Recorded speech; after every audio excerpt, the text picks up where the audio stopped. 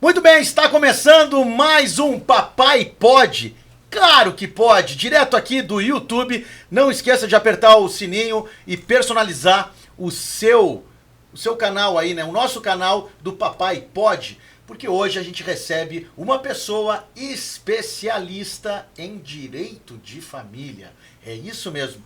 Nossa primeira convidada mulher, ela é advogada e ela é da área de direito de família. Lembrando que hoje a gente está com os patrocinadores, né? Juliano Halbach, Engenharia Civil e Construções. Vale lembrar que quando você pensar em construir, a Juliano Halbach Engenharia atua em obras residenciais e corporativas. Clique no link da descrição que está aí no vídeo e saiba mais. Também patrocínio de Diamond Trip, agência de viagens de turismo, Barbearia do Cris, Ivan Pons, a empresa aí que patrocina os papais, Papai Gil e Papai Pede aqui do Papai Pode. E também temos aí a honra e o prazer de anunciar a Freedom Veículos Elétricos. Viva a sua liberdade, líder em cadeiras de rodas com tecnologia nacional e de ponta. Sem mais milongas, a gente vai apresentar então a nossa convidada de hoje, mas eu vou deixar pra ti, Papai Gil. Papai que tá de volta, né, que é o pai da Sofia, que nasceu há pouco tempo, né, recentemente. Tá com 9 dias, é pequeno, um pacotinho de amor lá, tive que resolver umas coisas com ela hoje, mas estamos de volta aqui pra gravar, então, com essa convidada especialíssima, né. Então, estamos aqui com a Denise Campos, como o Padilha já falou aí, advogada, direito da família, especialista em divórcio, né, e parentalidade, filha do Abel e da Maria Yolanda, mãe do Cícero, e vai nos contar aqui um pouco também da trajetória dela, né, como é que ela lida com essas questões de parentalidade, paternidade também, que envolve muito o trabalho dela, né, Denise? Então, também, se quiser complementar aí a tua apresentação, eu acho que a Denise pode até falar um pouquinho mais, porque a gente sabe que ela também tem várias... teve vários momentos na vida dela onde ela, tipo, ela lidou, né? E também como é conselheira da OAB, já foi conselheira, ou ainda como conselheira. Está como conselheira. E teve outras também, já foi conselheira tutelar. Então é uma, tipo assim, ela tem um currículo grandioso e com uma vasta experiência, né? Exato. E a gente quer saber algumas coisas, porque Papai Pode é o nome do podcast que a gente quer saber da história dos pais, da paternidade, como ele concilia a vida profissional. Só que aí tem a questão também, e os papais que se separam? Quais são os direitos do papai por causa, tipo, de um filho, de uma filha, que de repente, na maioria das vezes, fica no poder da mãe, né, na guarda da mãe, quando a guarda é unilateral, não é a guarda compartilhada. A gente quer saber as diferenças e tudo mais. Então, seja bem-vinda e a partir de agora, vamos lá, vamos em frente. Perfeito, muito obrigada. Eu amei esse convite. Eu amo falar sobre divórcio e parentalidade, é a minha especialização. Então, eu sou formada há 10 anos, especialista em direito de família e sucessões há 5 anos. No início da minha atividade, eu percebi que o processo em si, ele não resolve o que a gente precisa. E entender de legislação não é nada perto do complexo que é o universo do direito de família e das relações familiares. Portanto, me especializei em psicologia jurídica, né? Fiz algumas cadeiras na Federal em psicologia, estudo muito sobre psicanálise para entender esse universo das pessoas, porque eu preciso entender de gente e não de processo. O processo é fácil de entender, mas as relações pessoais não. Fiz parte do Conselho Tutelar aqui em Pelotas, como representante da OAB, com uma cadeira da OAB, então eu representava a OAB aqui. Fiz parte da diretoria, da corregedoria do CONDICA, que é quem fiscaliza o Conselho Tutelar. Estou como conselheira da OAB aqui em Pelotas, faço parte do Instituto Brasileiro de Direito de Família e Sucessões em Pelotas e aqui no nosso estado do Rio Grande do Sul. E a minha atuação é específica nisso, né? Divórcio e parentalidade. Portanto, fiquem à vontade para perguntar o que vocês desejarem, que vamos conversar. Quer começar? Vamos lá, na tua atuação, então, né? Qual é a principal demanda que se percebe, assim, quando se envolve divórcio, essa questão da parentalidade? Qual é a principal demanda, assim, um assunto, digamos, número 1, assim, que... Com quem a criança vai ficar? Esse é o principal. E aí a gente tem o nosso primeiro problema. As pessoas entenderem a diferença entre conjugalidade e parentalidade. Ou seja, o casamento terminou, o namoro terminou, a união estável terminou, mas a paternidade permanece. Então, esse vínculo, ele é indissolúvel, certo? Nem a morte vai dissolver esse vínculo. E essa é a maior dificuldade das pessoas que chegam até mim de entender, que a gente precisa separar as dores dos adultos para proteger os direitos dessa criança. Até porque quem sofre as consequências é a criança, né? Diretamente. Os adultos brigando lá, mas quem está sofrendo, na verdade, é a própria criança. Exato. Né? E nesse contexto próprio das discussões do processo, o que eu percebo na minha trajetória é que esses pais muitas vezes perdem o olhar sobre o que de fato precisa, que é a criança. Bom, eu preciso ganhar um processo, e eu sempre digo, quando a gente entra no judiciário com uma ação, todo mundo já perdeu. Porque um vínculo conjugal já se desfez, uma família já se desfez. Então, a gente precisa tentar manter o mínimo, que é a questão da parentalidade e proteger essa criança. Então, essa é a parte mais difícil de compreensão. Porque o que os adultos veem? Eles querem trazer para o processo os desafetos. Então, minha relação não foi positiva com esse pai, com essa mãe, por tal motivo. Aí as pessoas querem discutir isso no processo. E o processo não vai dar esse retorno, isso a gente cura na terapia. Né? Esse é o local. É o que eu percebo, que pessoas querem levar situações que aconteceram durante o relacionamento para dentro de um processo onde o mais importante é a vida ou da criança, tanto menino como menina. Exato. Ou das crianças, né? Então, é como tu falaste, isso aí é a parte da terapia que resolve, né? Ah, porque teve uma questão que era criminal. Não interessa. Não vai querer tumultuar aquele processo de família, de guarda, né? Por causa do que aconteceu. E a gente vê muito isso, né? E eu queria saber assim, ó, tu deve ter pego já cada situação até hoje, né? Sim. Bom, ela estava aqui e ela estava no celular, ou seja, ela passou a noite inteira ontem trabalhando, porque esse programa está sendo gravado perto do Natal.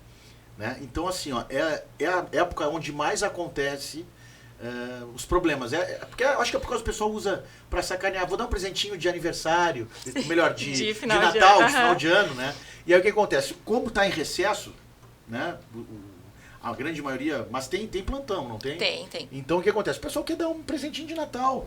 Ou se a pessoa está de aniversário também no final do ano, ele vai ter um presentinho de aniversário junto com o de Natal e de começo do ano. Então é um problema, né?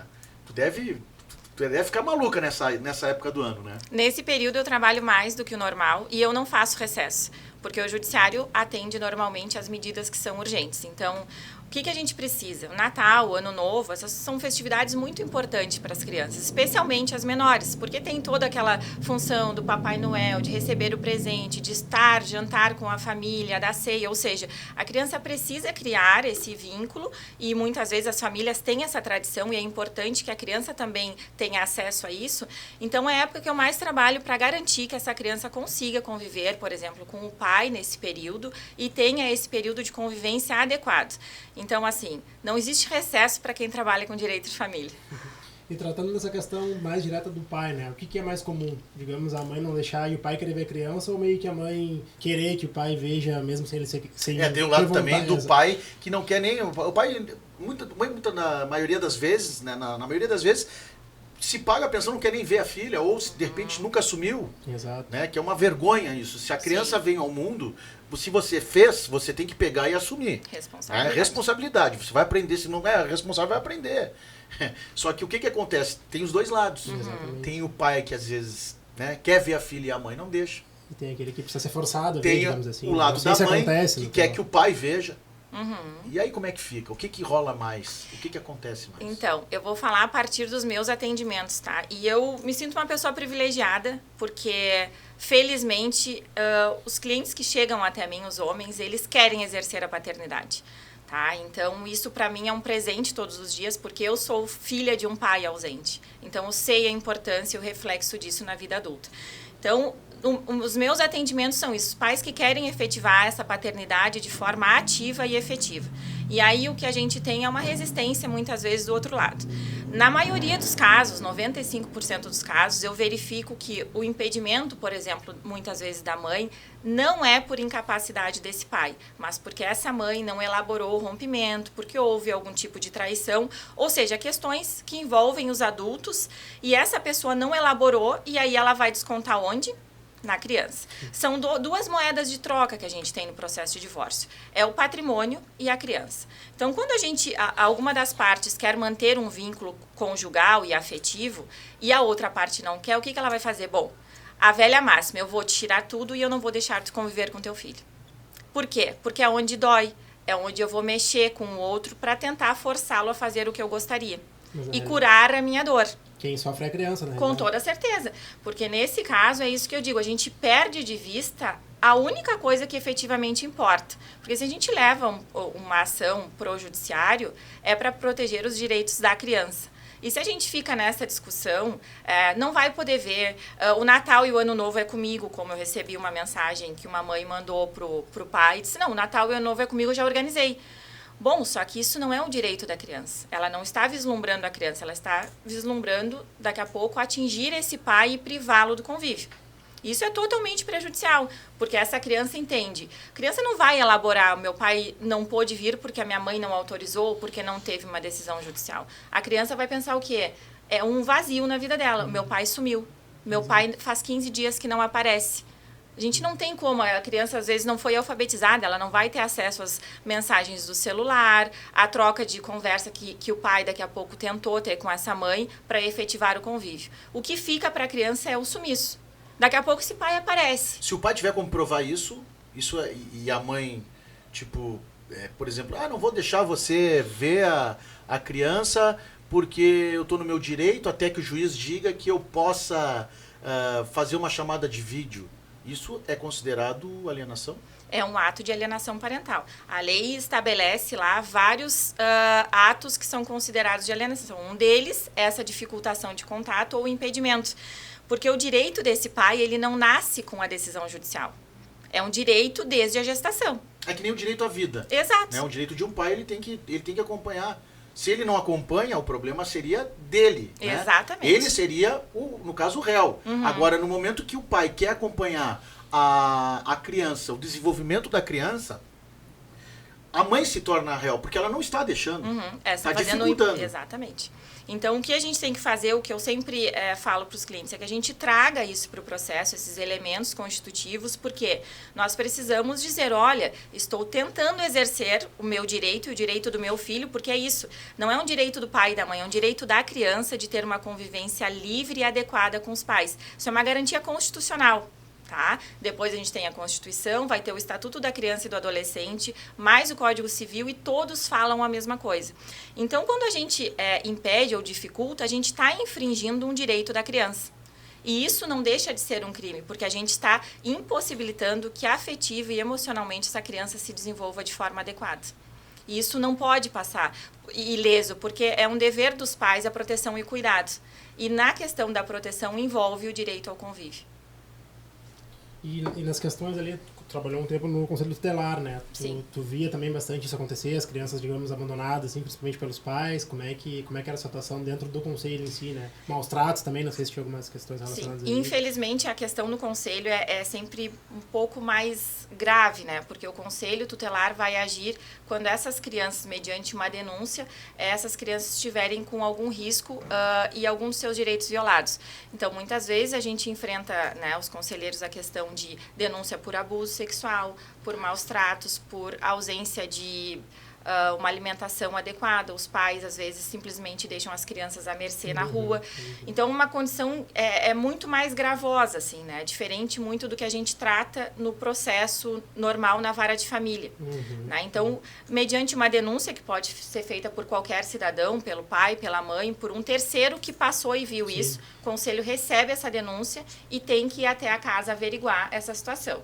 Se de fato essa criança estiver em uma condição de risco, né, de vulnerabilidade e segregação de qualquer direito, o conselho tem que agir. Não precisa de uma ação judicial. O conselho vai lá, pode retirar essa criança desse local, encaminhar para um outro familiar ou para alguma casa de acolhimento, informa o Ministério Público para que as medidas sejam, né, enfim, a gente tenha o processo para verificar se esse pai e essa mãe têm capacidade de permanecer com a guarda da criança ou se precisa de colocar essas crianças numa família substituta ou até mesmo para adoção. Nesses casos do conselho que tu lidou, assim, que tu viu, as crianças, elas tinham o pai e a mãe presente, era só um lado, como é que funcionava na maioria dos casos, assim, como é que tu A percebeu? maioria dos casos era muito uma negligência de ambos os lados, De ambos né? os lados. Ambos os lados. Então, muitas dessas crianças são totalmente desassistidas. É complicado, né? E é lamentável, assim, porque, imagina, é o início da tua vida, ali, os primeiros anos, é onde a gente, né, cria Mas- toda a estrutura psíquica, Exato, né, exato. onde a gente se desenvolve e a gente tem uma total desassistência material. E daí, imagina, qualquer pessoa que não tem acesso ao mínimo de alimentação, ela tem comprometida toda a questão cognitiva de desenvolvimento. E aí, se tu não tem o material, a alimentação e o afetivo, né, toda a estrutura psicológica, o Aí que é a o gente... caos. É o caos. É o caos. No caso de classes sociais, isso é mais comum nas classes mais vulneráveis, tipo as classes mais baixas, as classes sociais, isso da questão das denúncias de abandono afetivo, da criança não ter tanto uma boa alimentação, uma forma, uma preocupação tanto da mãe como do pai. Eu acredito que isso é mais nas classes mais vulneráveis, né? Pelo menos a questão de assistência material, sim. É onde a gente vê maior incidência de denúncias e, de fato, dessas crianças sem a prestação disso. A questão própria ali do abandono afetivo e emocional, Aí já não é mais... infelizmente, a gente já não tem esse parâmetro de classe social, porque a classe média e alta a gente também tem essa incidência. Porque muitas vezes as pessoas pensam, eu faço o pagamento da pensão para o meu filho todo mês. Tô fazendo, Que tô bom. cumprindo meu papel. Exato, assistência material, ok.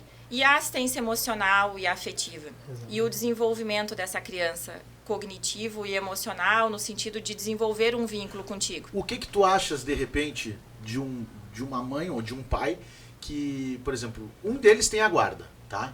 O outro, porque também existe a possibilidade de o pai ter a guarda e o pai pedir a pensão para a mãe. Né? Da mesma forma que a mãe tem direito de pedir a pensão, ou de 50% de um salário mínimo, ou 30%, 20% em folha, por aí vai, né? E de repente trabalham e moram em outro estado. Um mora, por exemplo, no Rio de Janeiro, o outro mora em Santa Catarina. O que acontece? Tu acha que pode existir a troca de contato por ser em outro estado? Isso acho que a lei até permite, né? Tipo, que o pai ou a mãe, que quem tem a guarda, libere uma chamada de vídeo tantas vezes por dia. Ou até viagem. Ou saiba onde é a escola para poder saber o que está acontecendo.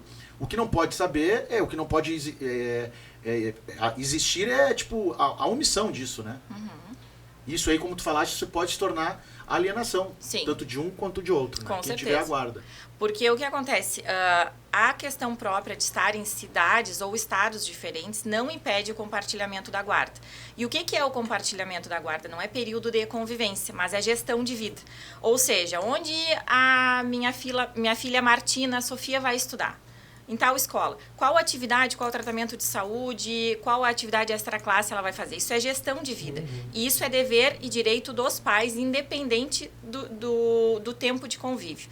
Bom, mora em outro estado, não tem como fazer um deslocamento a cada 15 dias. Uma vez por mês pode, ou de 2 meses vai, se dependendo de onde eu acredito, né? Mas Sim. tu tá tendo um convívio. Mas tu tá tem que sabendo como estabelecer. foi o dia, tu tá sabendo se ela se alimentou direito. Tu pode mandar um presente daqui a pouco de um lugar para outro, que é muito mais rápido, entendeu? Porque daqui a pouco o pai ou a mãe trabalham e não tem condições de estar presente. Claro. Mas ele tá sabendo que a mãe tá cuidando daquela criança. Tá acompanhando o desenvolvimento. Ou o pai mesmo tá à cuidando distância, daquela né? criança, entendeu? Tá acompanhando o Fazendo a desenvolvimento. gestão, como a Denise falou, né? Então, assim, eu acho que é muito delicado, né, a questão de família, principalmente nesse lado Demais. que tem o afetivo, né, o lado afetivo, porque dos bens materiais, vamos separar, vamos dividir 50% para cada um, que for, e já era. Exato. Agora, quando se tem vida envolvida, aí é complicado. Aí a gente tem que chamar a doutora Especialista, né? Denise, né, especialista. Não, eu sempre digo, assim, às vezes alguns clientes dizem, Denise, eu não aguento mais. É exaustivo, assim, porque... É que mexe com muita coisa, né? E eu sempre digo, olha, o meu conselho é não desiste. Teu filho vai lembrar disso lá na frente. tu vai conseguir, faz por ele. Eu sei que às vezes os impedimentos são demais, são difíceis, né? E por isso que o processo, o direito de família exige tanto, né? Porque não é matemática, é afeto, é amor e cuidado. Isso não tem preço, isso não tem dia, isso não tem hora, é 24 horas por dia, 7 dias por semana. Então, eu entendo que tá morando em cidade diferente, estado diferente, vai buscar o direito à regulamentação da convivência virtual, tá? É um direito dos pais. Bom, Denise, tá lá a criança com a mãe. Ela é responsável na escola. A escola tem o dever de informar ambos os pais sobre a situação da criança, tá? Não importa quem é que paga a mensalidade. É direito dos pais, a escola não pode negar. Muitas escolas, talvez porque não tem uma assessoria jurídica adequada... A escola pode, de repente, ser punida por isso? Com certeza. Por quê? Porque o pai ou a mãe que não conseguir obter as informações pode entrar na justiça e... Pode. E no caso, entrar por dano moral, que a pessoa fica com uma... Imagina, tu sabe que a tua filha está ali e tu não sabe o que está acontecendo com a tua filha. Eles têm a obrigação de dizer, né? Não, e hoje as escolas têm muito essa sistemática de ou uma plataforma virtual ou WhatsApp. Ambos os pais têm direito de estar neste veículo de comunicação, independente de quem paga, e a escola não pode se negar. E pode ser uma escola municipal, estadual? Pode. Porque o que me vem na cabeça daqui a pouco, né, é que aconteça alguma coisa com a criança, independente de quem tem a guarda, se é o pai ou se é a mãe. Por exemplo, o pai tem a guarda, ligam para o pai não atende. Pô, tu tem que ligar para a mãe para avisar. Exato. Ou vice-versa, entendeu? Porque, além de ser um direito do pai e da mãe, eu penso o seguinte, um benefício para essa criança ter o acompanhamento do pai e da mãe na vida escolar. Sabe, olha, tem a festinha do final do ano, ou lá o dia dos pais, o pai não pode estar presente por algum motivo, se faz presente de outro, vai gravar um vídeo, vai mandar para a escola, vai mandar uma foto, vai mandar um presente. As escolas já até tem essa função de repente, na apresentação, colocar um vídeo dos pais que não podem ir. Exato. Ó, meu pai lá, tá lá, a filha, Exato. pô, e a criança, o filho, entendeu? Vai se sentir prestigiado, né? Exatamente. Porque aí eles têm toda aquela semaninha ali de preparação para aquela atividade, então a expectativa, né, de ver o pai naquele momento. E é isso, não pode estar fisicamente, mas tu consegue te fazer presente de forma virtual. Então, assim, tem que buscar concretizar e efetivar esses direitos, porque é pro melhor para essa criança. Não tenho a menor dúvida que isso é fundamental. O desenvolvimento dela vai ser bem diferente. para a criança, né? Com certeza. Já foi comprovado em algumas apresentações que a criança não estava vendo o pai, e quando ela viu o pai, né, ela começa coisa mais linda, a cara. carinha muda, assim, muda, o sorriso no olhar, assim. Eu sou suspeito para falar que teve uma época que eu cheguei de surpresa para ver a minha filha, e era Semana da Pátria. E, cara, a mãe dela sempre resistente e tal. E eu até compartilhei nas redes sociais que quando eu cheguei, eu pedi para uma dupla de amigos a filmar. E aí, quando eu vi a minha filha, ela olhou para mim e me abraçou. É isso. Desculpa, mas é emocionante, pai cara. É isso, paternidade é isso. Fica tranquilo. Isso entendeu? Então aquele olhar é um amor puro, cara. Não tem preço, né? É uma coisa que é de tocar, assim, de sentir, sabe? Parece um vento quando bate. E tu te arrepia, é uma coisa. Entendeu? Desculpa. Não, é capaz. Não, e isso é o que não tem preço, e é isso que as crianças querem. Eu vou dar um exemplo. Eu sempre fui uma criança muito exigente. Muito calma, mas muito exigente. Meu pai nunca conviveu comigo. Meus pais tiveram 6 filhos, mas a convivência sempre foi muito turbulenta. Né? Então, eu adoecia quando meu pai não aparecia em casa. Literalmente, de ir para o hospital. O meu pai aparecia, a febre ia embora. Ia embora. Aí eu lembro que lá, pelos meus 12, 13 anos, eu queria sair. Porque eu sempre fui muito precoce. E a mãe disse que eu não iria sair. Eu disse, tu não tens que me dizer. Quem tem que dizer não é meu pai. De forma alguma eu receberia um sim do meu pai. Isso era muito claro, mas eu lembro de dizer, não é tu que tem que me dizer, é meu pai. Esse papel é dele. E eu queria que ele estivesse ali em casa para dizer, olha, tu não vai porque tu não tem idade. Tu ia ficar quietinho em casa. Claro que ia, óbvio, porque ele não ia deixar de forma alguma. Você queria receber o não dele mesmo. Exato. E sempre foi isso, a minha mãe fez o que pôde fazer nas condições dela. Minha mãe foi doméstica uma vida toda, então assim, 6 filhos para criar... Um caos a vida, né? Mas ela fez o que ela pôde fazer, só que sempre, pra mim, é isso. Meu pai era meu Deus. Era meu pai, era tudo, era um amor, Era o teu assim. super-homem. E chegava em casa, não importa se tinha mais irmãos, eu era um grude, assim, ó. Eu sentava no colo dele, se ele ia ao banheiro, eu ia junto. Nossa. Não tinha espaço pra ninguém. Ninguém, esquece, Tu era és eu. a caçula? Quase. Tem É. um só menor que eu. Então tu és a do meio? Eu sou a quinta. A quinta? Quase. Eram quantos São- meninos e quantas meninas? 4 meninos e 2 A meninas. segunda mais nova, no E as caso. meninas eram mais apegadas a ele? Só eu. Só você. Vê só, né? Como E, é que não, pode, e eu né? não deixava, não existia espaço. Assim, se meu pai estivesse em casa, esquece. Então talvez eu acho que isso explica um pouco a tua vida hoje, né? Não hoje, né? O que vem tipo, se perpetuando há muito tempo, trabalhando com o lado de afeto, né? O lado afetivo, porque tu sabes a dificuldade de um pai querer estar perto da filha, e tu sabes o que é o amor de um pai para uma filha. Então E sentiu a falta, tu consegue né, entender, dessa né? Tu meio que tu sabes, tu meio que tu coloca assim, ó, pô, imagina eu longe do meu pai, o que meu pai fazia por mim, podendo me ver. Imagina aquele pai que não consegue ver a sua filha ou seu filho. Então você consegue, o que você vive hoje é porque você viveu o amor. Então você quer transformar esse pesadelo de um pai que não consegue ver um filho ou uma filha, você quer que seja como se fosse você Exato. e o seu pai no passado. Eu custei um pouco a entender isso, assim, porque na faculdade não era a disciplina que eu me saía melhor, muito pelo contrário, assim, eu tinha uma certa dificuldade. Terminei a graduação e pensei, preciso me especializar e não posso parar, porque senão a gente se acomoda e tal. E eu sempre digo, direito de família me escolheu, e aí depois que eu fui para psicologia e psicanálise eu consegui entender que toda vez que eu atendo um pai que está impedido de ver o filho, de conviver, e que essa convivência não pode acontecer adequadamente, eu estou contribuindo para essa pessoa. E aí eu sempre digo, o processo é entre 2 pessoas e uma criança, 2. Mas o resultado desse processo reverbera no núcleo da família extensa dessas pessoas, da relação dessas crianças na sociedade, e isso cura um pouco de mim também. Então, toda vez que eu consigo, olha, tu vai conseguir ficar com teu filho no Natal, tu vai conseguir passar o Dia dos Pais com teu filho, é um pouco de mim também que se sente curado, sabe? Porque eu sei a importância disso. Eu sinto até hoje. Eu perdi meu pai aos 18 e eu estava gestante. Então, assim, eu ganhei o meu maior presente e perdi a pessoa que eu mais amava na vida.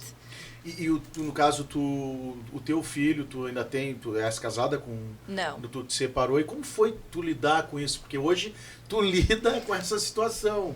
Sim. E como foi? Foi difícil, porque é diferente, né? Você ter o seu pai, aí você engravida, né? Porque você estava junto? Ou foi Sim, não. Estava junto. Aí você perde seu pai, o seu filho nasce. E quanto tempo depois você acabou se separando? Ou seja, você teve 3 homens na sua vida. O seu pai, o pai do seu filho e o seu filho. Um caos generalizado, né? E como 18... Como é que é? Aos 18 anos. Então, assim, responsabilidade, perspectiva de vida muito tumultuada, porque a minha mãe foi embora de casa quando eu tinha 16, então desde os 16 eu morava sozinha, e aos 18 veio uma gestação, obviamente não planejada. Enfim, eu namorei o pai do meu filho acho que uns 5 anos, e após o nascimento ficamos juntos 1 ano. Então, a gestação foi muito difícil, porque para mim aceitar a gestação, o que eu ia fazer, aquele desespero, bom, agora eu não sou sozinha, preciso ser alguém na vida, porque tem alguém que dependa de mim. E nisso, 1 ano depois, a nossa relação terminou, a incompatibilidade de a gente seguir a vida. E eu sempre pensei, eu preciso deixar que essa pessoa participe da vida do meu filho. Entende? Ele precisa ter livre acesso. Então, tive 2 relações depois e era sempre um perrengue, porque o pai do Cícero, ele pode entrar na minha casa a hora que ele quiser. A gente tem muitas divergências, é evidente que sim. Isso eu acho que é de ser humano para ser humano. Existem pessoas que entendem, existem pessoas que não entendem. Geralmente as pessoas que não entendem isso, eu acho que são as pessoas mais problemáticas. Mas claro que porque sim. a gente vive num lugar, cara, chamado planeta Terra, que as pessoas têm que evoluir. Exato.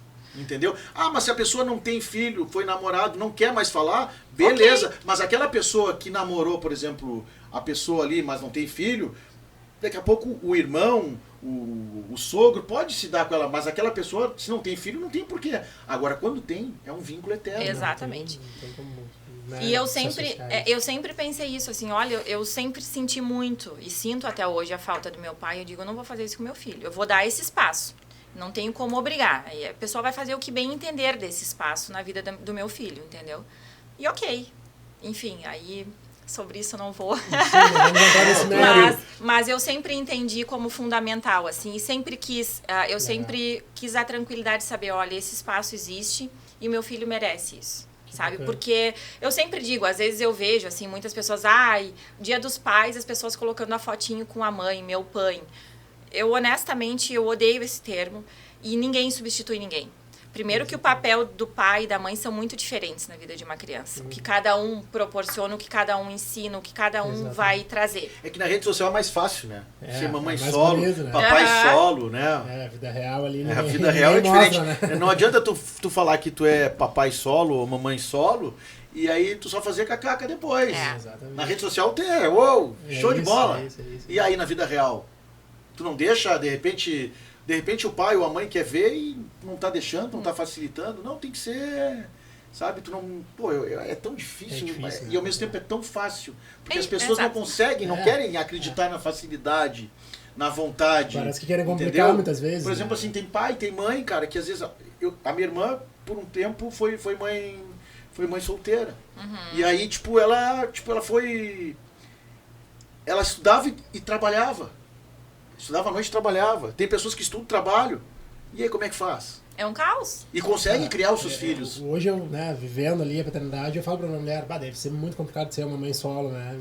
Já começa que sai de uma cesárea ali, daqui a pouco tem que lidar com a criança, resolver as questões burocráticas, como certidão e tudo mais. Não tem como dar conta de tudo. Por falar em certidão em off, aqui a gente estava conversando a respeito do que ainda existe um certo...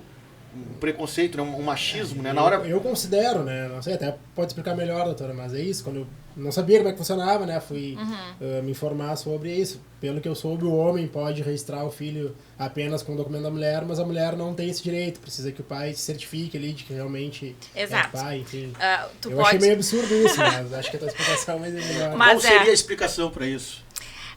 Dos contrassensos que a gente tem, né? Porque é isso, tu pega a certidão, o documento de registro de nascido e vivo, o documento, tu vai lá e registra o filho como teu, a mulher não pode fazer porque a gente não tem, exceto se estiver casada. Se for casado, daí a gente tem a presunção de que esse filho seja do companheiro do marido. Do contrário, essa pessoa tem que acompanhar para fazer o registro.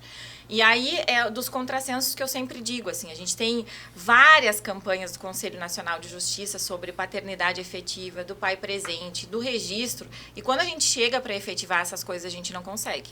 No caso, se, por exemplo, assim, se a mãe teve um filho com um pai e não consegue, ela não consegue ir lá e registrar o documento do pai, ou diz que não foi atrás do pai porque não achou e tal, não, mas ela não consegue, mas para pegar e fazer com que a presunção da pensão de alimentos gravídicos, ela consegue. Consegue. Aí, se ela levar... Por que ela não pega o processo e não leva? Até que o cara tá pagando pensão, ele vai... Aí depois, se for ou não for no exame, né, do DNA, de reconhecimento de paternidade, aí vai lá e tira, não. Era simples, mas não pode. Parece que existe um preconceito, entendeu? A lei é assim, a lei funciona assim. Então a lei funciona, tem uma brecha então, né? Claro, não, em tese, a gente tem a facilitação do registro voluntário. Eu tentei fazer isso e não consegui. Então é isso. Se a gente pega a lei, a gente até conseguiria ir direto no registro e fazer o reconhecimento voluntário. Sim. Quando eu tentei, em 3 oportunidades, me foi negado o registro e disseram que a gente teria que fazer via judicial. O que me parece, assim, uma ressalva que eu sempre faço, qual é o cuidado que a gente busca ter? Porque vamos supor que esse pai, e aí eu vou de um caso que eu cuidei. Esse era um casal, a menina disse que o rapaz, o namorado, era o pai, ele foi lá e registrou, passaram 2 anos, e ela disse, não, tu não és o pai, é o fulano de tal.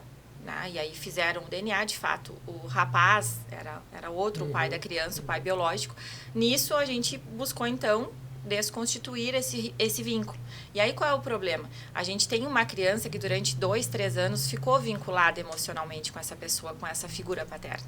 Que é um momento, digamos, principal da vida, né? Que tá Exato. criando o cognitivo, A primeira como tu falou, infância. a questão Exato. afetiva. Enfim. Então, qual é o cuidado que a gente busca ter? Porque a criança não é um objeto, né? Bom, eu fui pai até aqui, daqui pra cá eu não sou, então a gente vai substituir. Nossa. Então, a única ressalva que eu vejo, né, nesse cuidado de registro e não registro Essa é isso. parte, sim. Porque muitas vezes aquele pai que não é o pai biológico, ainda mais se foi de fato enganado e levado a erro como essa situação, ele em algum momento vai dizer, olha, então eu não quero. Ou o pai biológico vai dizer, não, só um pouquinho, já que eu sou o pai, daqui pra frente eu assumo. Nós tivemos um caso desse, eu acho que está até na justiça, eu acho que você já deve ter acompanhado, tu deves ter acompanhado, que é o cantor Thiago, da dupla sim. Taime Thiago. Ele pede hoje uma indenização Eu- milionária, É, porque o filho ou a filha não é dele. E ele Registrou. assumiu. Como funciona isso, doutora? Aí a gente tem que... o que de fato importa ali, tá? Possivelmente o juiz vai fazer uma investigação, uma perícia psicológica com essa criança, porque o que vai valer não importa se esse pai desistiu de ser pai, mas se essa criança já desenvolveu um vínculo afetivo e reconhece essa pessoa como pai, possivelmente o judiciário vai manter essa paternidade. Por quê? Porque tá bem, conseguimos entender... Mas esse pedido de ressarcimento de é dano, possível. ele pode... Claro que sim, E nesse caso, o pai biológico não pode se ver no direito também. com certeza. E aí como é que fica pra criança e pra justiça, enfim. Aí o que possivelmente, e aí até eu recomendaria, porque é um direito da criança saber quem é o pai biológico e ter esse reconhecimento na certidão de nascimento e na vida. Então, se Sim. esse pai também quer exercer essa paternidade, o que se indica é um início de uma convivência progressiva, né, um acompanhamento terapêutico de acordo com a idade dessa criança para que ela elabore, que ela vai ter essas duas figuras. E eu sempre digo, o amor nunca é demais, tá? Eu tenho duas mães. Minha mãe branca e a minha mãe preta, porque era uma amiga da minha mãe que nunca pôde ter filhos e auxiliava. E eu só dormia no colo dela. Que legal. Só no colo dela, porque era ali que eu me sentia acolhida e protegida. Então, assim, eu acho isso super importante. Só que aí, claro, tem que ter essa vontade.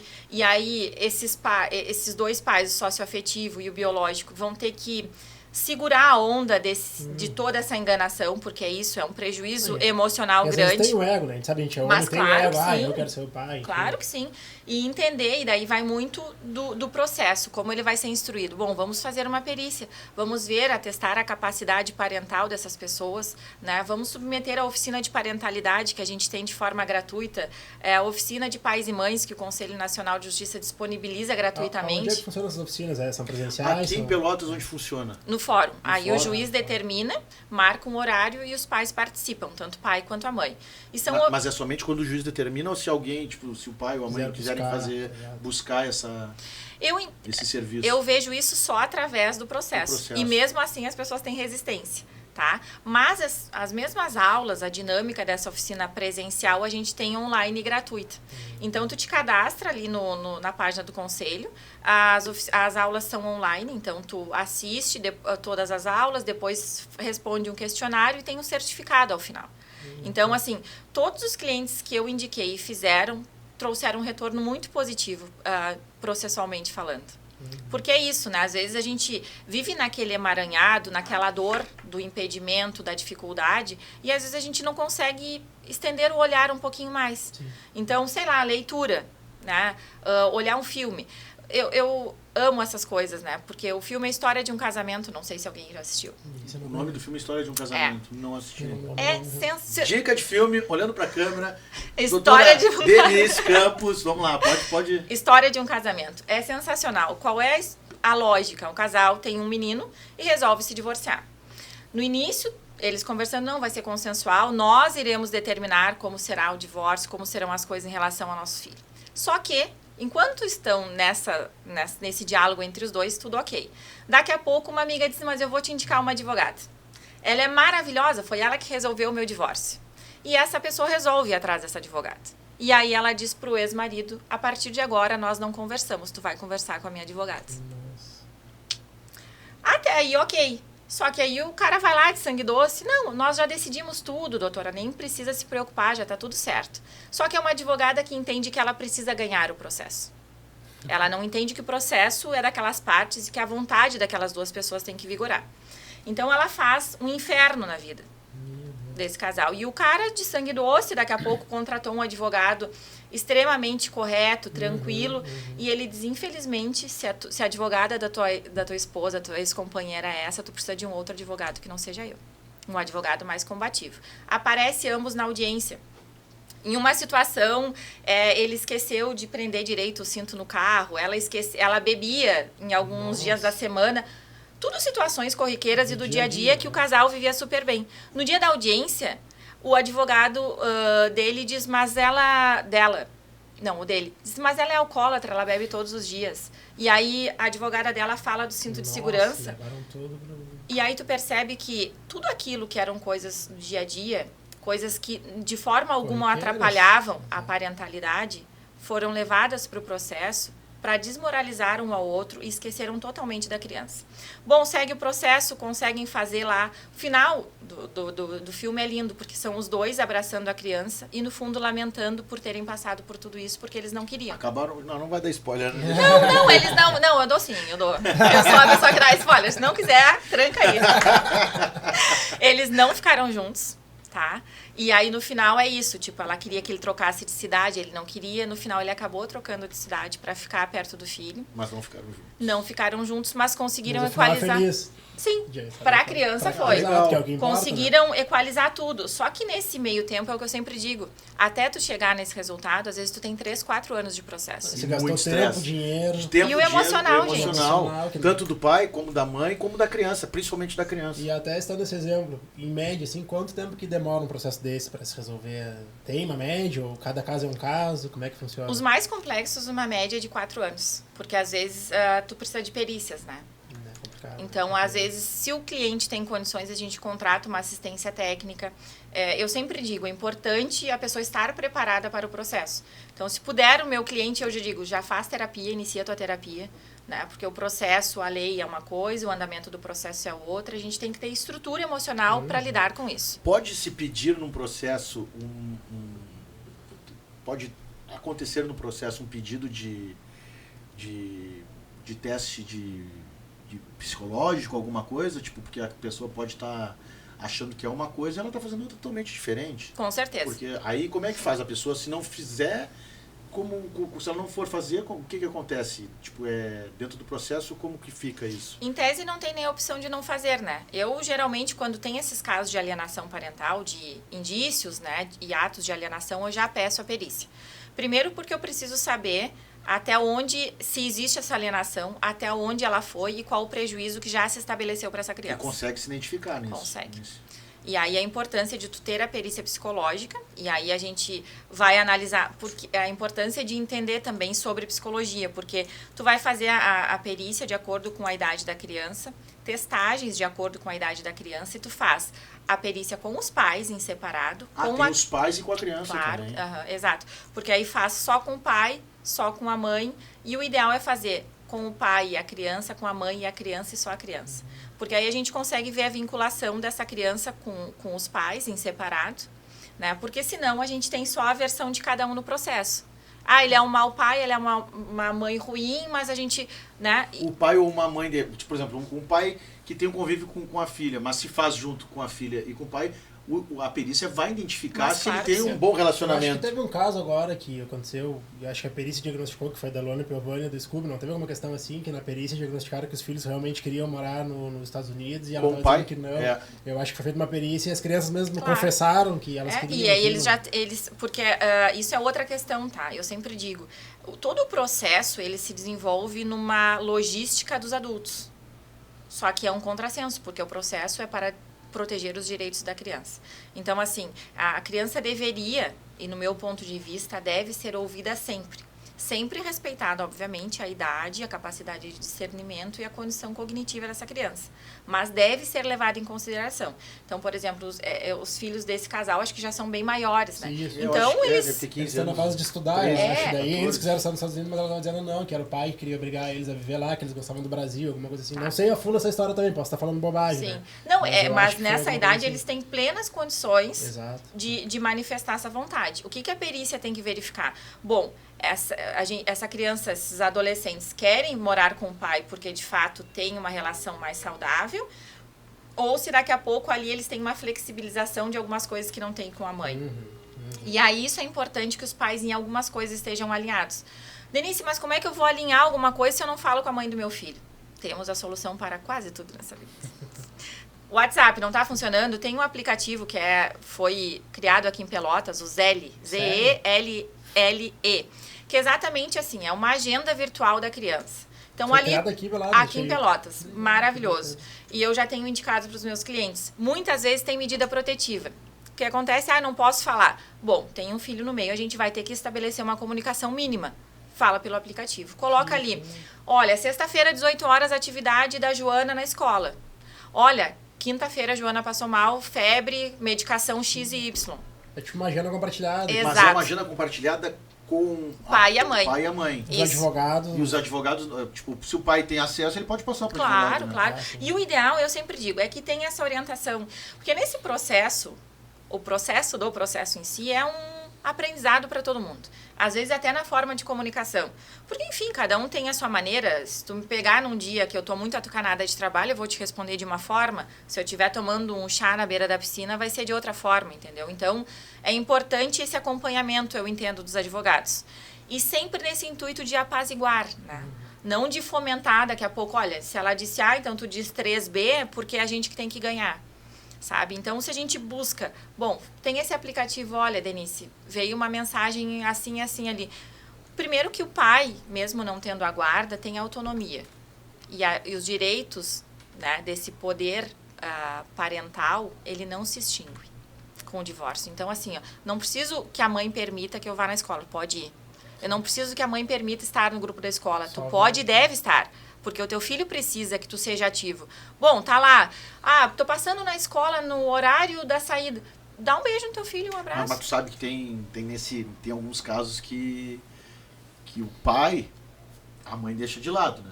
Sabe que Com grande certeza. maioria, né? Uhum. A gente fala muito em machismo, né? Nesse caso é como se fosse um machismo, só que do outro lado. Reverso. É um reverso, é uma coisa errada, cara. E a criança, eu não desejo pra ninguém. Eu quero que... a gente tem que pensar que o maior bem dessa situação toda é a criança. Com certeza. A criança tem que amar, independente se o pai ou a mãe estão errados, mas a criança tem que sentir, querer estar perto, porque daqui a pouco a criança não tem a opção, principalmente quando é pequena, que não sabe nada do mundo. Entendeu? Isso vai refletir na maturidade da criança, quando a criança crescer, entendeu? Uma coisa que me incomoda muito é quando algumas decisões, porque o lar de referência tem que ser o materno. Em primeiro lugar, se os pais são separados, a criança tem que entender que ela tem duas casas. Exato. Porque a casa do pai é um lugar de pertencimento. Essa criança tem que se reconhecer como parte daquele lugar. E quem garante que o lado materno, ou também o lado paterno, é um bom ambiente, né? Exato. Tem que ter os dois, tem que saber. Por quê? Porque ali a criança vai se desenvolver, ela tem que entender que a casa do pai não é a casa do passeio a cada 15 dias. É a casa onde ela vai ter as regras, e aí a importância de um aplicativo desse. Bom, olha, o João costuma jantar às 9 horas. Então, poxa, se está na casa do pai, vamos tentar ajustar para que seja 9, 9 e meia. Eventualmente, tem a festinha, não vai levar pote com a comida para a criança e fazer dormir às 10. Mas, sabe, coisas que são... Bom, isso aqui é para o melhor desenvolvimento do João, então a gente vai fazer na casa do pai e da mãe. Bom, isso aqui é mais, sei lá, eu visto primeiro a meia e depois a cueca. Isso aí não faz diferença. Então, eu vou vestir a cueca primeiro aqui na minha casa e não vai atrapalhar na vida do João em absolutamente nada no crescimento dele. Sabe? E isso dessa residência é uma coisa que me incomoda muito. A casa do pai é a casa da criança. E tem um livro infantil que é o nome É Lá e Aqui. E trata exatamente isso. Olha, a casa do pai tá aqui, ó. Eu tenho amor, eu tenho cuidado, eu tenho o meu quarto, eu tenho o meu brinquedinho, o colchão tá no chão ainda, ok. É a minha casa, é o meu lugar de acolhimento, é onde o meu pai arrumou para me receber. E a casa da mãe da mesma forma. Sabe? E essa construção precisa ser feita. A gente tem que acabar com isso. A residência de referência. Se os pais são separados, são as duas. Essa é a referência dessa criança. Porque ela não tem o pai e a mãe juntos na mesma casa. A gente sempre pergunta pros papais que vêm aqui, né, Denise? Como é que eles conciliam carreira, paternidade? No teu caso, como é que tu concilia, né? Tua carreira com a maternidade, o envolvimento do pai ali também. Como é que tá hoje isso tudo pra ti? Eu sei que tu trabalha bastante, como né? é o nome do filho? Cícero. Não, agora tá bem, ó. Ele aos 20, com autonomia, tá tudo certo. E como é que foi ao longo da carreira? Foi um caos, né? Porque quando o Cícero nasceu, eu não tinha terminado o ensino médio ainda. Então, quando ele completou 1 mês, eu voltei a estudar. Então, tudo que eu fiz, conclusão do ensino médio, graduação, especialização, tudo foi depois dele. Então, assim, é uma dor. Eu não me arrependo de absolutamente nenhuma das escolhas que eu fiz. Mas eu sei da falta que tem na vida dele pela minha ausência. Tu é daquelas que eu falei um pouquinho atrás aqui. Trabalhava e estudava e ainda cuidava do pequeno. Então, é o que eu falo. Não, e é um caos, às assim. vezes é malandragem. A pessoa tem que fazer por querer, pela criança. Dá pra fazer. Sim, sim. E eu sempre digo, a gente sempre tem um prejuízo. A gente escolhe o menor prejuízo. Perfeito. Eu podia ter feito a escolha de ficar em casa e daqui a pouco exigir que alguém me auxiliasse. Hoje o governo tem um auxílio, né? Tipo de mães solteiras, não tem esse auxílio? Tipo, talvez, eu desconheço. Mas eu acho que, se eu não me engano, tem. Se eu tiver errado, alguém comente aí. Ou se eu também tiver, alguém souber, coloca nos comentários. Eu acho que teve um auxílio. Pelo menos teve o auxílio na época da pandemia. Não, mas é possível que tenha. E quando o Cícero chegou, eu tinha possibilidade. Ou daqui a pouco ficava aguardando que algum familiar colaborasse, enfim. Ou eu ia fazer para que a nossa vida funcionasse. A minha escolha foi ser alguém para que pudesse, inclusive, ser um exemplo para ele. Quais são as consequências da minha carreira? Me orgulho muito, eu amo o que eu faço, não me importo de estar sempre no WhatsApp respondendo mensagem, acompanhando, quase que monitorando mensagens dos meus clientes, tá? Mas eu sei do prejuízo. As horas que eu passava fora, trabalhando, estudando, ele estava sem a mãe dele. Então, isso, eu vi a consequência disso na adolescência, agora na vida adulta. O que eu fiz em algum momento para minimizar? Ele me acompanhava nas aulas. Então, eu tinha, sei lá, terminei a graduação, exame de ordem. Tinha que estudar todos os dias o máximo de tempo possível. E nisso a minha mãe teve câncer, né? Então, ele ia comigo. Vai assistir aula de português junto, vai ficar desenhando, sabe? Mas é um impacto. E a gente tem que escolher qual impacto a gente quer viver. Isso aí.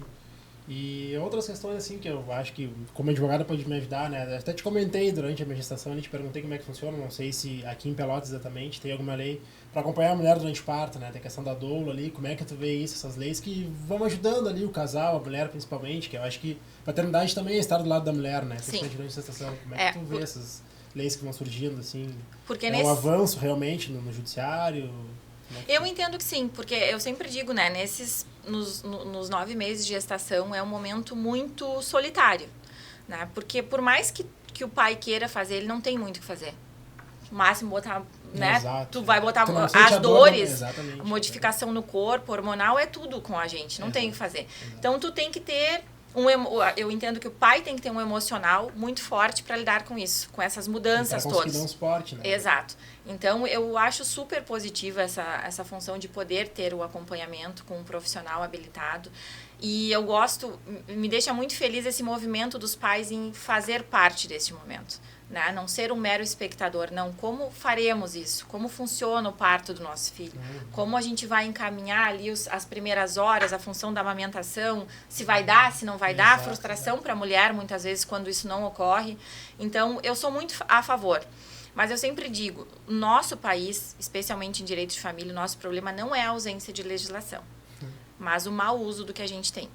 Então, assim, a gente precisa mudar consciência, entender que o Estatuto da Criança e do Adolescente, a lei de alienação parental, não é para a mãe ou para o pai, é para proteger a criança. Então, querem revogar a lei de alienação parental. Eu sou contra. Eu acho uma lei positiva e protetiva. A indenúncia contra as mulheres. Eu, particularmente, entendo que é uma lei que protege as crianças. Querem revogar? Não tem problema. Eu pego os artigos da Constituição Federal, do Estatuto da Criança e do Adolescente e Código Civil e eu vou ter os mesmos efeitos. Não tem problema. Então, é fazer o uso adequado daquilo que a gente tem. Eu concordo contigo. Não é a lei que tipo, não vai prejudicar a mulher, ela prejudica a criança. Da mesma forma, se o homem tem a guarda e ele não deixa a mãe ver, exatamente, não é a mãe que ele está prejudicando, cara. Exato, é simples. Exato. Mas aí o pessoal acha que quer achar que tá tudo errado. Não, tudo bem, mas peraí. Mas vamos lá, é a criança que está sendo prejudicada, é aquela criança ali que ficou, que está ausente, ou do pai ou da mãe, por quê? Porque um ou outro está fazendo uma disputa de jogo de força ali, um jogo de braço, não é assim. Exatamente. Então a gente tem que pensar na criança, porque a criança tem que ter o conhecimento de que ela tem um pai e uma mãe, entendeu? Pô, a gente é incrível o número de crianças que nascem no Brasil hoje que não tem o nome do pai. E na maioria das vezes também, quando o pai quer ver a criança, também tipo uma balança, entendeu? Tem os caras que não assumem, tem os caras que assumem, que querem estar presentes. Mas e aí, como é que fica? Então eu acredito que é uma disputa, é uma avenida de duas vias, né?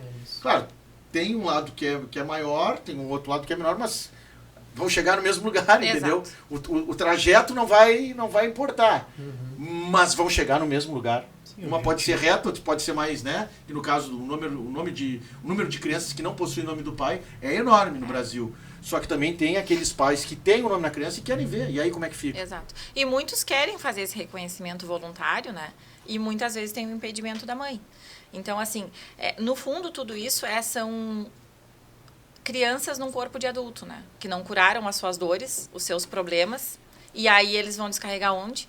Muitas vezes é isso, assim. Não é nem questão de carregar. Eu estava comentando contigo em off aqui, até contigo também, Gil. Eu acredito que é a questão, tipo, de achar normal o que fizeram com aquela pessoa, com aquela criança no passado. É a referência que ela tem, né? Por exemplo, se eu tenho uma criança aqui e eu explico para ela que ela não pode chegar até aqui, ela vai crescer achando que ela não pode chegar até aqui. Mas no momento que eu chegar e falar para a criança, filha, tu pode chegar até mais para lá, até onde que for, aonde tu quiser, entendeu? Só que, claro, ela está vivendo aquilo ali porque não teve um pai, ou não teve no caso, quando o menino ou a menina tem a guarda do pai, tipo, e não tem a mãe por perto, né? Que a gente também sabe disso, né?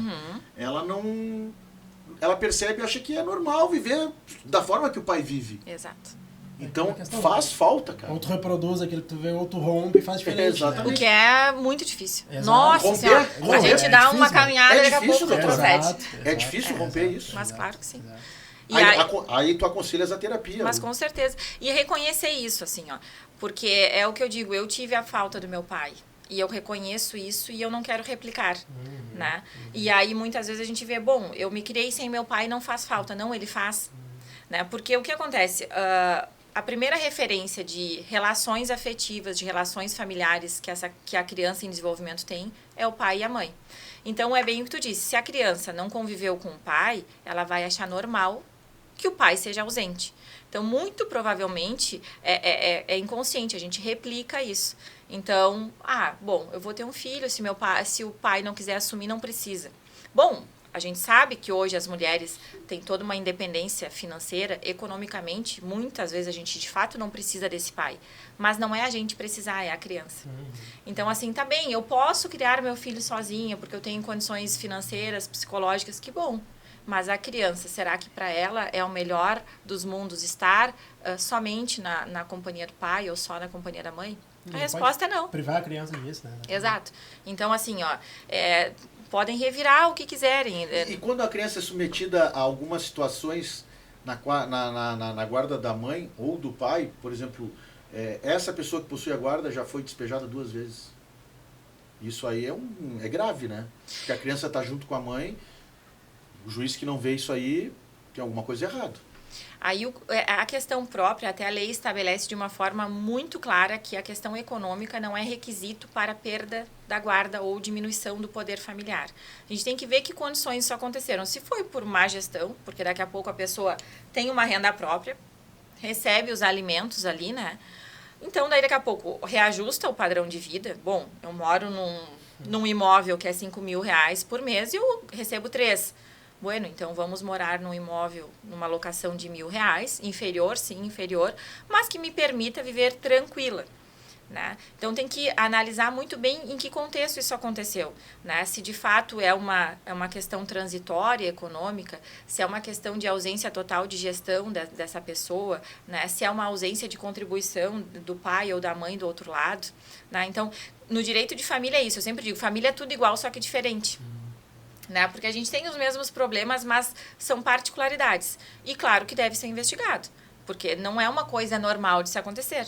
Sei lá, percalços financeiros, acho que todo mundo já passou. E se não passou, lamento dizer, passarão, né? Mas é uma questão de gestão. E a gestão também faz parte de uma capacidade adequada de criar uma criança. Porque tu tá mostrando para ela como é que tu administra o teu dinheiro, como é que a gente vive com um padrão de vida compatível com aquilo que a gente tem e não com o que gostaria, né? Porque eu gostaria de ter X coisas, mas no momento eu não posso. Eu tenho que viver de acordo com o que está ao meu alcance. A gente vive numa era de internet, né? Eu acho que a gente pode falar sobre isso também, né? Podemos. É um assunto muito interessante, até porque hoje em dia as crianças estão muito mais conectadas do que as crianças de 4, 8, 10, 15, 20 anos atrás, 30 anos atrás, né? E isso é preocupante até, eu acho, né? Muito. Tem que ter um limite, né? No caso dessa nova fase que a gente vive, tem alguma coisa que tu te preocupas muito com isso? Já pegasses algum processo, tipo, onde um pai ou uma mãe alegava que, tipo, a criança não largava, tipo, o pai deveria ter o controle, tipo, de limite, né? De horas ligada no computador, do acesso. Porque na internet hoje em dia eu fico pensando lá na frente. E até porque a parte afetiva, né? Exatamente, a pessoa vai ficar presa à tecnologia. Exato. E o amor, por exemplo, se nós não estivéssemos no programa aqui, juntamente com o Igor, que é o cara que está controlando lá, o Gil, a doutora Denise e eu, nós poderíamos estar aqui bebendo, conversando e cada um no celular. As crianças hoje que vivem no celular, elas podem daqui a pouco estarem reféns disso aí, né? E aquilo que a gente estava falando antes, a criação dela. Ah, não teve o pai, não teve a mãe. Ou, por exemplo, não teve o pai, mas teve a mãe. E ela acha normal ter somente a mãe e não ter o pai. Imagina aquela criança que não tem controle hoje dos pais no celular. Como que vai ser a cabeça daquela criança? Se um pai ou se uma mãe, mesmo pai e mãe presente, não estão souberem presentes. dominarem o controle dessas mídias, dessas redes, tipo... Hoje em dia a gente vê as crianças ligadas na Smart TV, no celular, nas telas, no smartphone, tablet. no YouTube Kids. Que problema nós podemos ter? Não, né? é um caos, assim, e um déficit muito grande de desenvolvimento e aprendizado, sem dúvida alguma. Porque... Atividade e tal, não Exato. exerce, né? A gente não tem uma atividade lúdica e dinâmica, é uma coisa estática, onde a criança está sendo bombardeada por 1000 informações, cores, né? Linguajar, que muitas vezes é diferente do que os pais utilizam. Exato. Mas eu sempre digo, o exemplo arrasta. A gente não convence ninguém dando bronca. É sentar Conversa, enquanto... né? Não, e tu lê um livro. É a mesma coisa estar no restaurante, os pais tomando refrigerante querendo que a criança tome um suco de laranja. Não vai tomar! E eles são... Eu né, acho que as são, atitudes, né? Mas claro, Eu sim. tenho um grande amigo meu que ele tem a questão de... Ele tem 3 filhos. E ele fica viajando para um lado e para o outro. Só que quando ele está presente, eles sentam, a família toda, e eles têm um limite, tipo uma meta de livros. Quantos livros você já leu esse ano? Quantos livros você vai ler?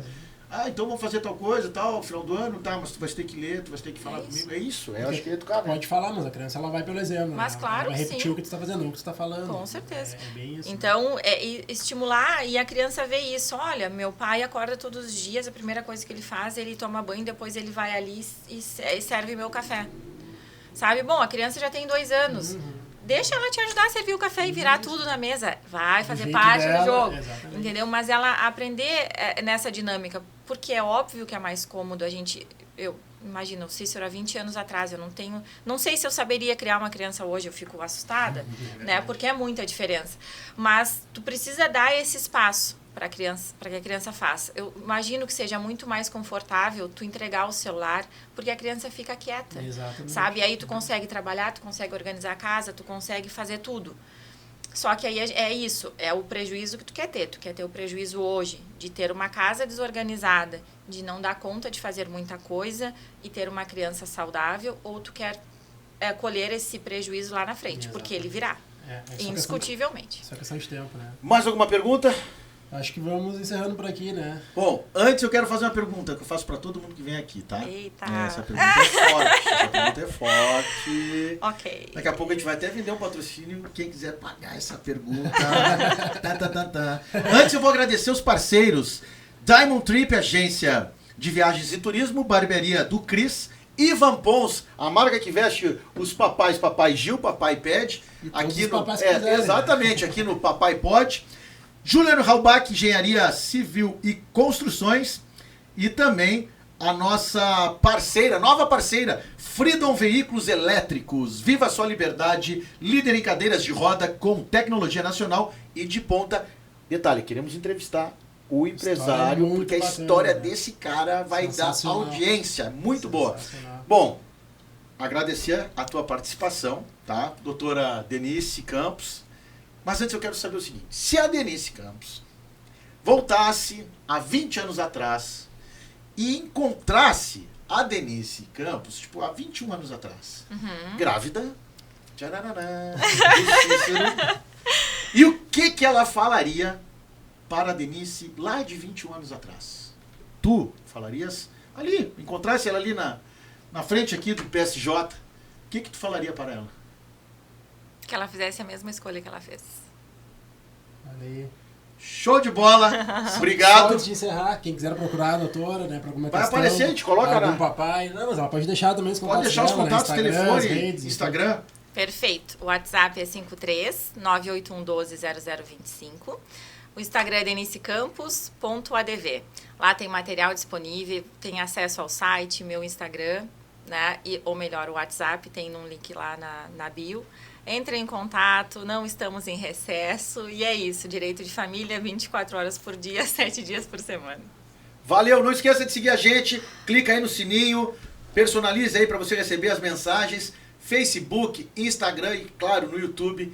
E olha, só tá acontecendo. Bora, valeu, Gil! Até o próximo, valeu, doutora, tchau. Obrigado, doutora.